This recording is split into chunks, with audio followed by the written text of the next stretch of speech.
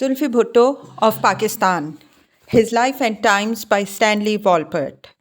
Chapter 15 New Elections and Their Tragic Aftermath. Early 1977. The Pakistan National Alliance demanded that Bhutto resign at once and that new elections be called to be administered by agencies enjoying the confidence of the people and the Pakistan National Alliance, by which was meant the judiciary and the army.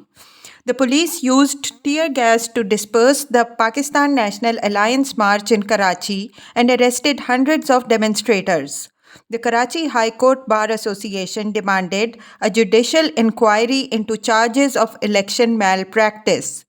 On 18th March, six leaders of the Pakistan National Alliance, including Asghar Khan, Mia Mahmood Ali Kasuri, and Mir Ali Ahmad Talpur, were arrested for creating lawlessness and for unconstitutional activities. The riots in Karachi the next day were so violent that the army had to be called in to restore law and order, and a curfew was enforced. Soon, there were demonstrations in Lahore, Multan, Gujranwala, and other cities of Punjab as the Pakistan National Alliance's attack against Bhutto and his rigged elections spread across most of the country. On 19th March, Zulfi wrote Mufti Mahmood reiterating that my party has secured an overwhelming vote of confidence from the electorate, which no false charges of rigging, no matter how strident and sweeping, can throw into dispute. He charged that every day your colleagues and supporters are inciting violence. Only suffering for the poor people results from this negative approach. Your present activities have caused prices to rise higher. Your alliance is releasing hate and anger when all responsible political elements should direct their attention to the ways of building a harmonious society.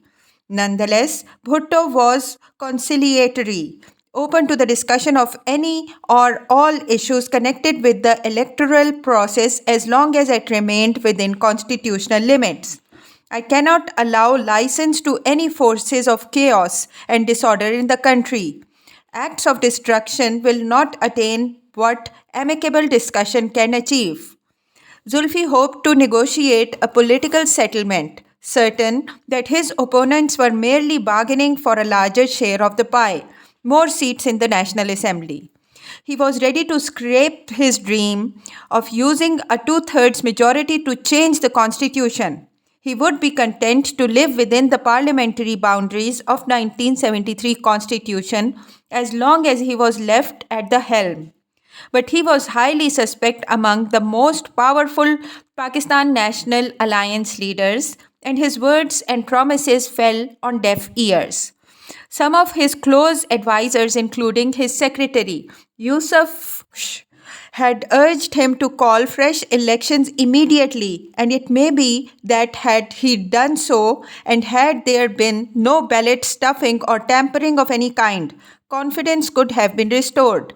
Yet, his simply conceding the need for a second electoral round might have made many Pakistanis lose all faith in their Prime Minister's judgment, if not his strength or probity. He was, as he would soon learn, in a no-win situation. Whatever he did and said, or failed to do or say, could be used and construed against him. And with each passing hectic day and sleepless night, he looked and sounded more haggard and more exhausted, less sure of himself, sadder. The harder he tried to clutch it, the more the sands of power seemed to slip through his fingers.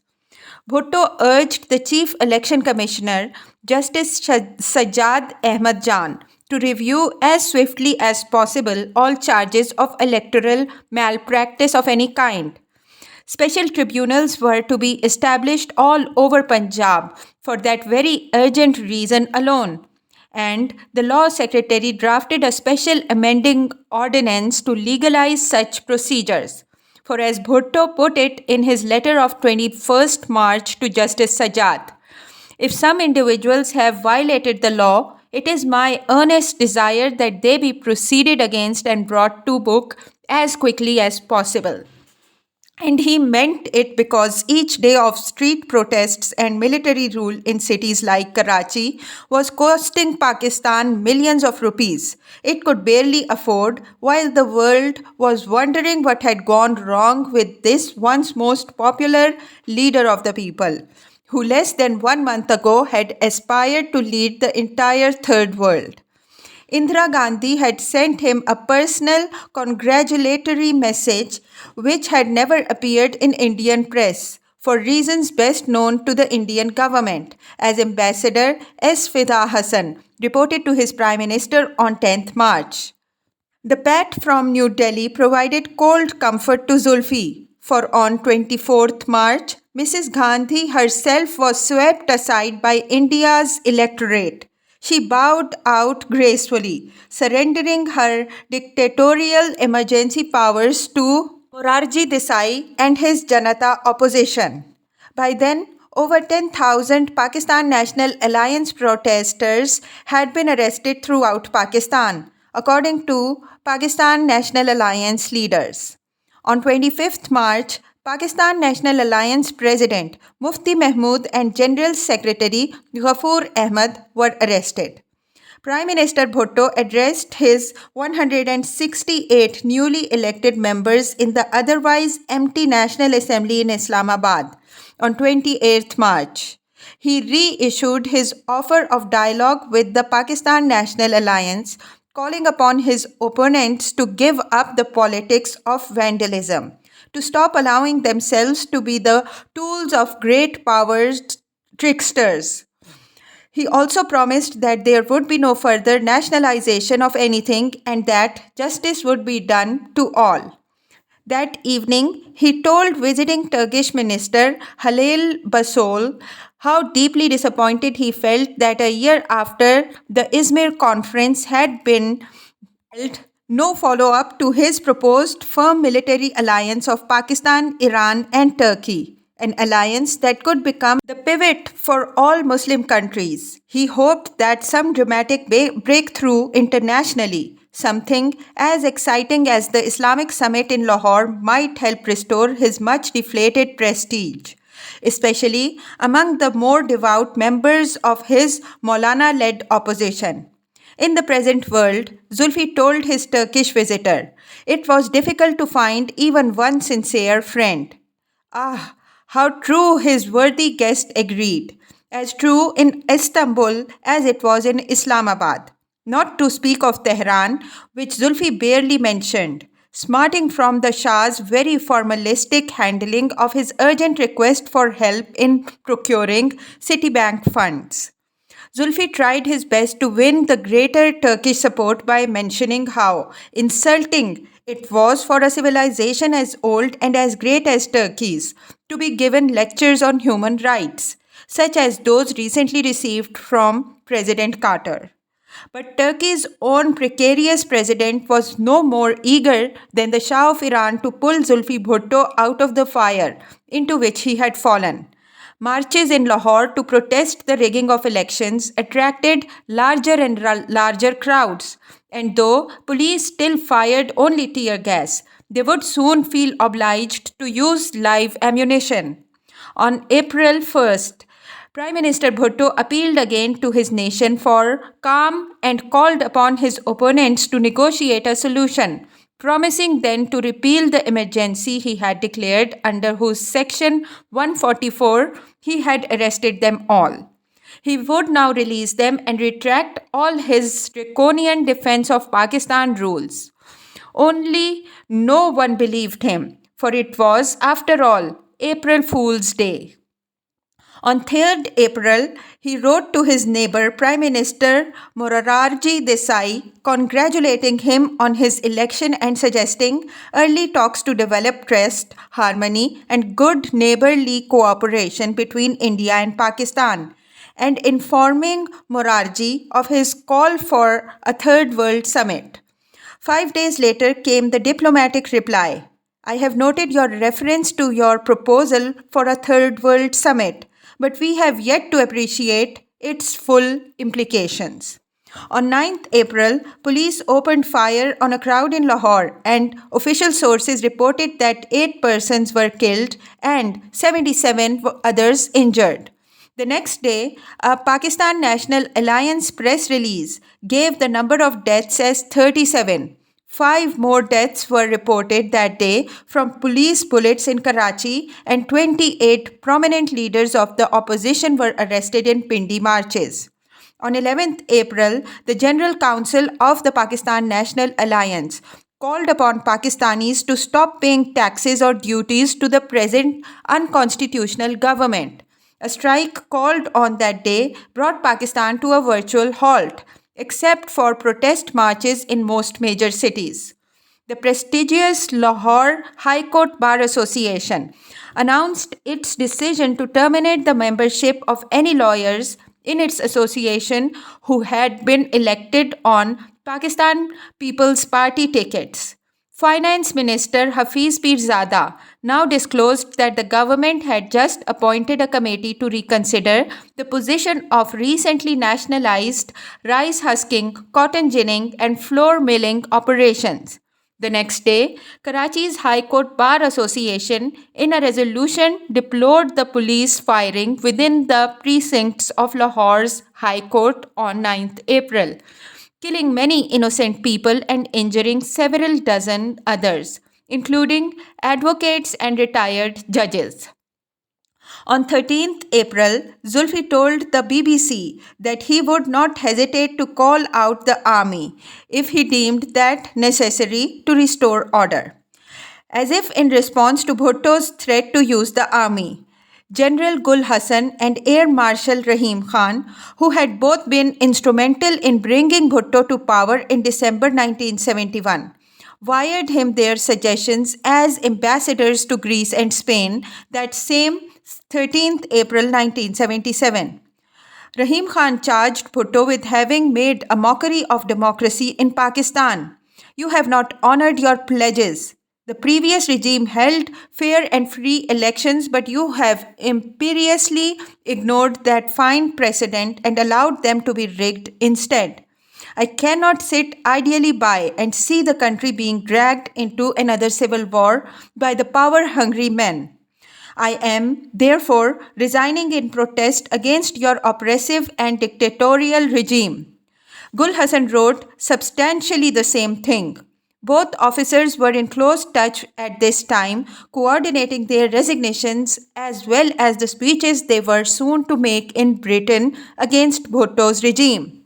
The resignations, Zulfi must have known, were the gravest of portents, not because of the political or diplomatic weight of either man, but because they had never ceased to be exemplars of Pakistan's military mind.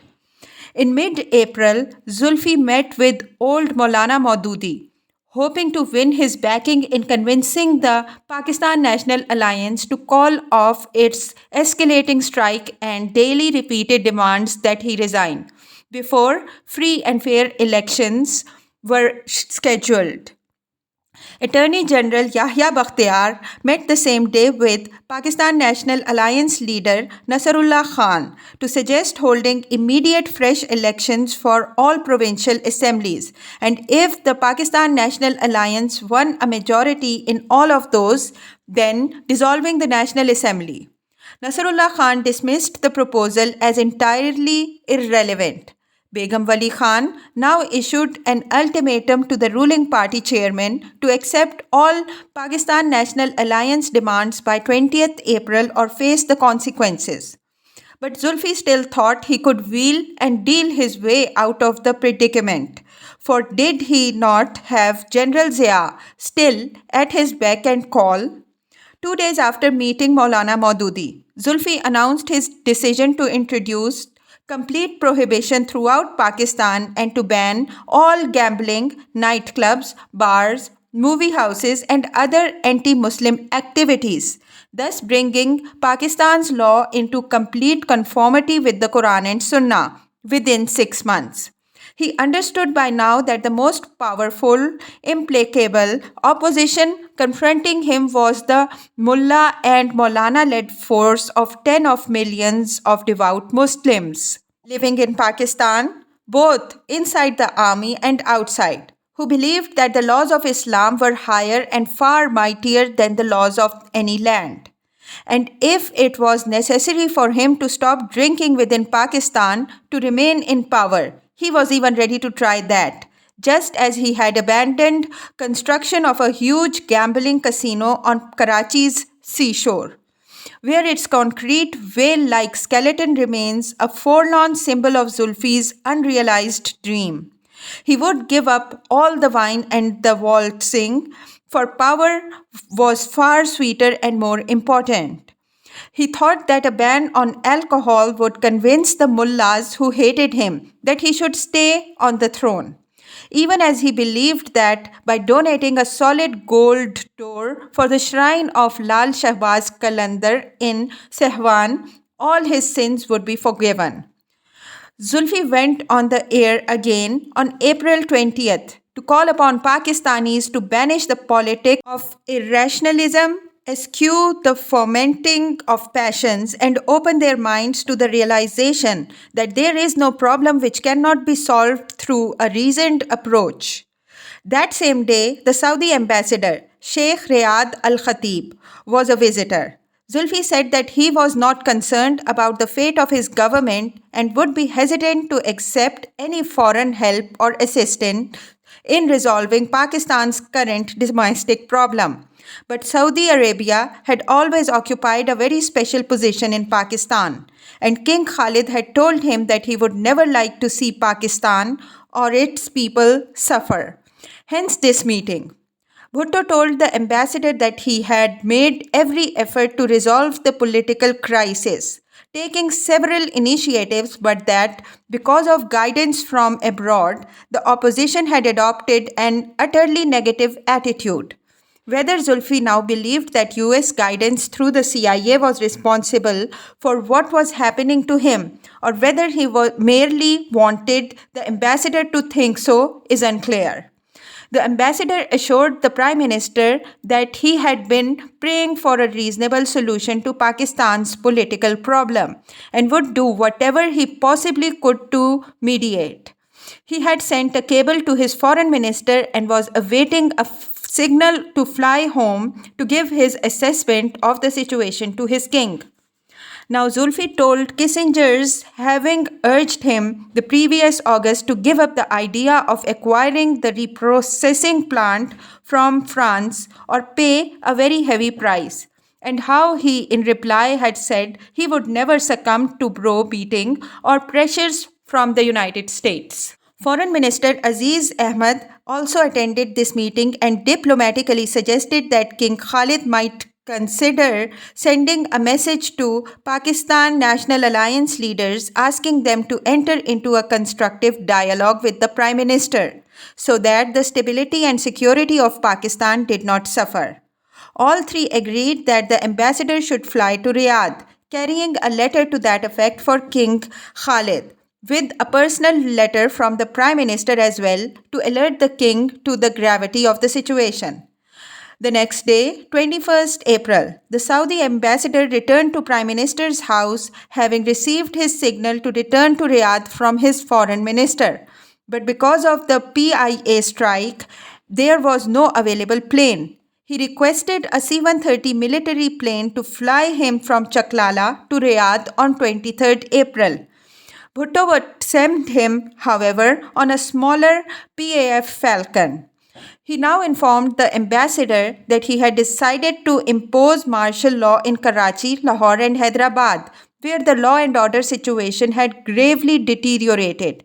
Even essential services, including flights, had been disrupted, as the ambassador knew. Zulfi told the ambassador that Asghar Khan and Mufti Mahmud were being used as unwitting pawns by plotters within the Pakistan National Alliance, whose inner plan was to eliminate Mr. Asghar Khan after bringing him into power, replacing him with Mr. Wali Khan, who would then proceed to bring about the dismemberment of the country. Balochistan, NWFP, and Sindh would secede, leaving Punjab alone.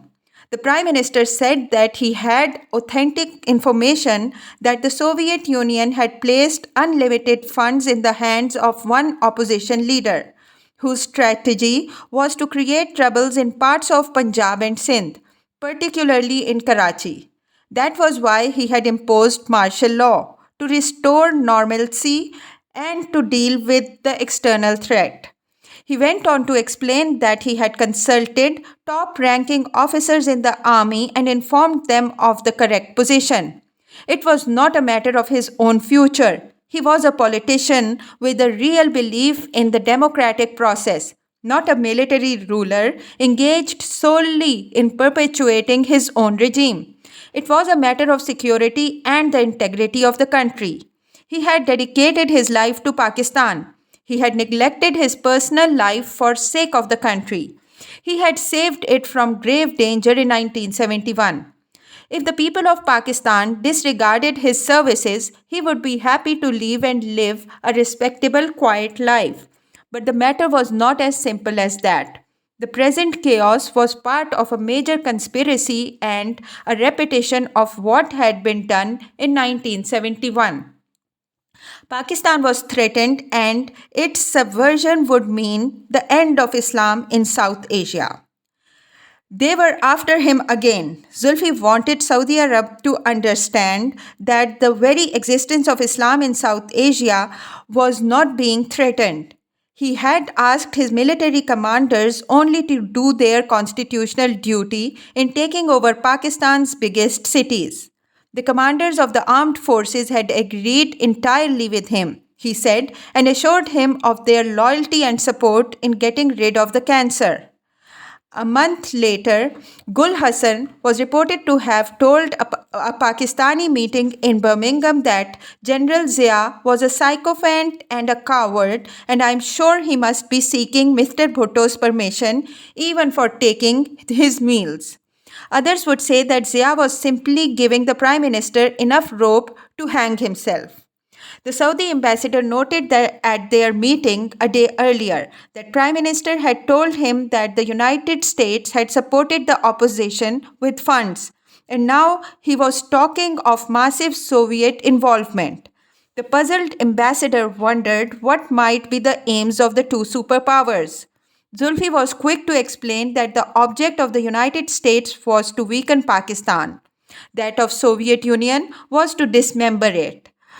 He also added at this point that India played some role in this ball game and that now Pakistan was again facing a three-pronged attack.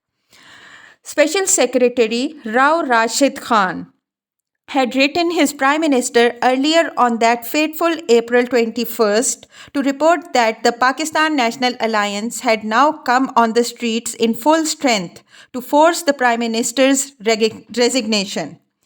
It was unfortunate that PIA, Railway, and other labor unions have now joined the agitation, paralyzing the whole life in the country. The law and order situation in the main cities has deteriorated to an extent that nobody's life and property seems safe.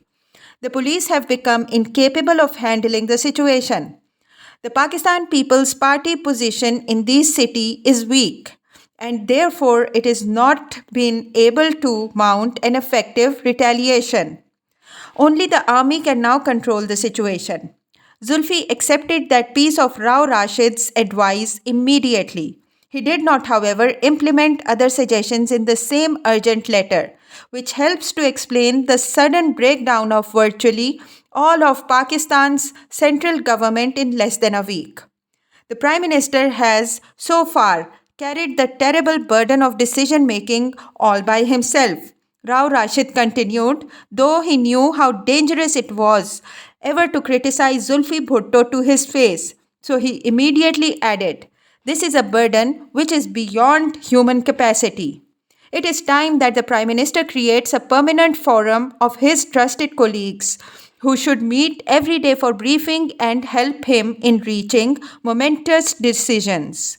So far, the government has functioned in compartments. Various individuals have been consulted at various times, and the circle has been constantly changing. The decision making, therefore, has suffered from a partial or complete ignorance.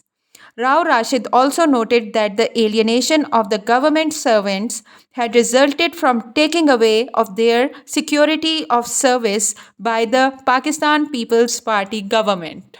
It may not perhaps be too late to restore the constitutional guarantee, but it was too late, of course, much too late for Zulfi to start running his government by honoring all those traditional institutions of Pakistan he had long since alienated or abolished, or by introducing and using modern management methods of ascertaining what in fact was needed, wanted, or merely happening in this large and disparate nation. He ruled more by personal passion or pique, more by instinct or intuition, or with the help of strange secret advice from his countless spies, than by any rational insight or consensual appreciation of long festering problems. All Zulfi could do now was to call out the army and to call Mustafa Khar back from his London holiday to become his new special advisor. On 22nd April, 5 Pakistanis who violated the curfew in Karachi were shot dead. Asghar Khan reported that another 20 people had been killed in disturbances in other parts of the country that day. Nasrullah Khan, one of the few Pakistan National Alliance leaders still out of jail, called the imposition of martial law in Karachi, Lahore, and Hyderabad high treason and was arrested 2 days later as he led a protest march. In Lahore, a boy was shot dead that day. Martial curfew was extended to Sialkot and Bahawalpur. The Lahore High Court declared martial law in Punjab illegal. Zulfi still hoped to have a dialogue with jailed Pakistan National Alliance leaders including Wali Khan, to whom several secret overtures had been made in the past months. He ordered Mufti Mahmud, Professor Ghafoor Ahmad, Begum Wali Khan and several others brought from more distant prisons to the Sehala police rest house in the hills of Murree outside Islamabad Pindi, where he planned to meet with them. On 27th April, Asghar Khan was brought to Sehala as well, and the Pir of Pagaro, who had not been arrested but was in Islamabad, consulted with them at Bhutto's behest. The police rest house at Sehala had spacious grounds, Asghar Khan recalled. The accommodation, though not luxurious, was reasonably comfortable, a pleasant change from the conditions in which we had been kept in the previous prisons. Our first visitor was the Saudi ambassador who came to see us on the day following my arrival with a message from King Khalid asking us to reach a settlement with Bhutto. He was a frequent visitor to Sehala and did his best to persuade us to give up our stand.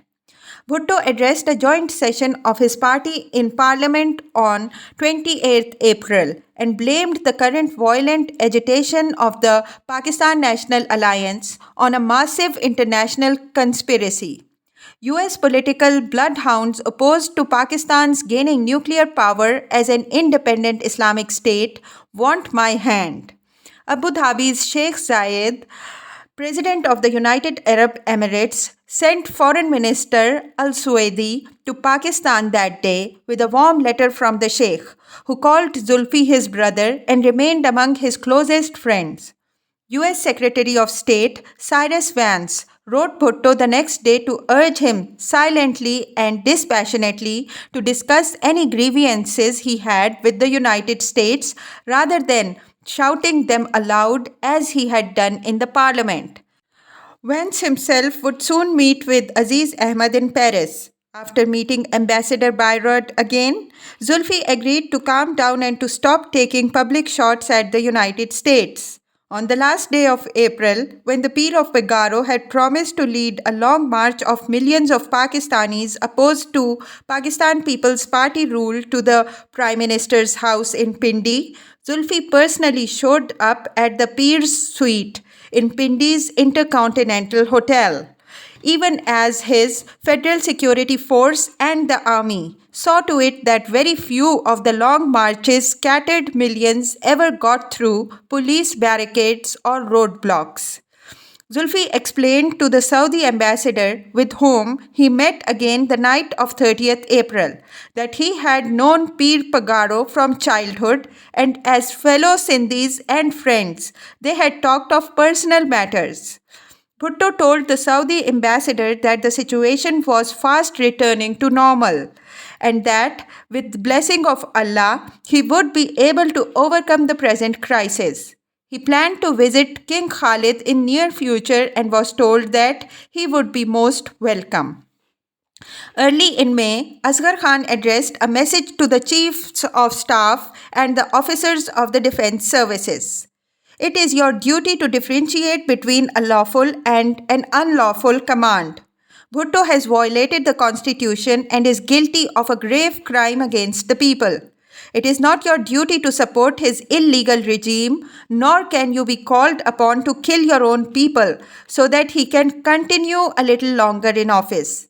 Let it not be said that the Pakistan Armed Forces are degenerate police force, fit only for killing unarmed civilians.